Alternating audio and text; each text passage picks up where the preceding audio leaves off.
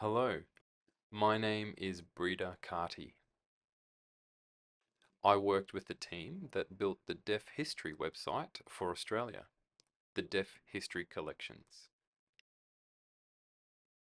In talking about deaf space today, of course my interest in deaf space has been influenced by my work within deaf history.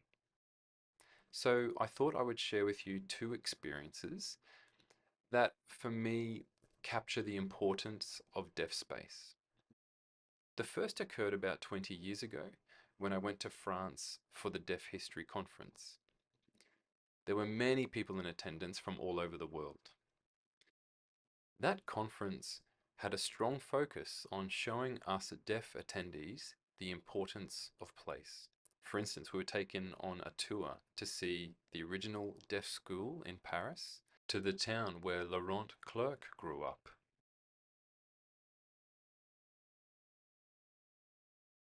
We also visited the grave sites of some important people in deaf history, along with other significant places. Those places are very important to the French deaf community, but it was just so interesting to see that all of us deaf people from a variety of nations wanted to experience being in those places, to connect to those places.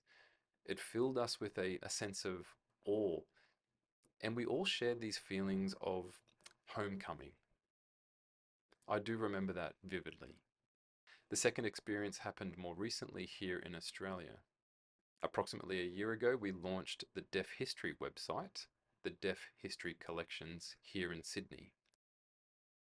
We discussed what the perfect venue might be to hold the launch. And finally, we were thrilled to secure the old deaf school building in Sydney. The building still remains. However, for the past 60 years or more, it has been owned by the University of Sydney and is not really publicly accessible. However, they permitted us to hold our launch there, and we were thrilled. We felt like it was the perfect space to launch uh, the Deaf History website and the stories that would come with it. Many people flew in from other states for the launch, and I must say, not just for the launch of the website, but because they wanted to experience being in that building, in that place. It was very clear. There were some ex-students among us, but most of us were not ex-students of that school. However, we all still felt so thrilled to be there, to connect to that place. It was magnetic to be in a place where so much history has occurred, where so many deaf people have been, have communicated, had developed and built friendships and connections, perhaps not felt safe at times and have felt safe at other times in that space. But here we were in that space. It's like the building held all those experiences from past generations of deaf people. It was very special. So now, in talking about deaf space in modern Australia,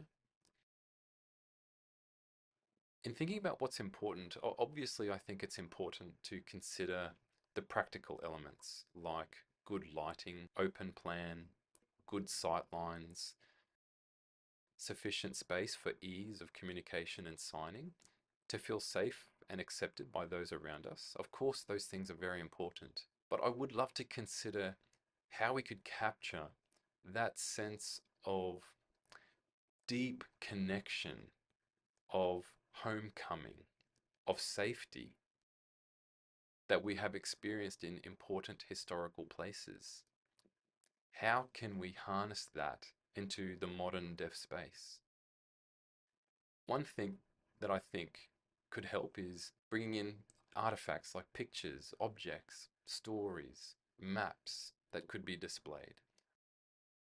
Obviously, we don't want a modern deaf space to become like a museum, but we do need to think about how we can capture those powerful feelings of belonging and connectedness. How can we make that happen in a modern deaf space?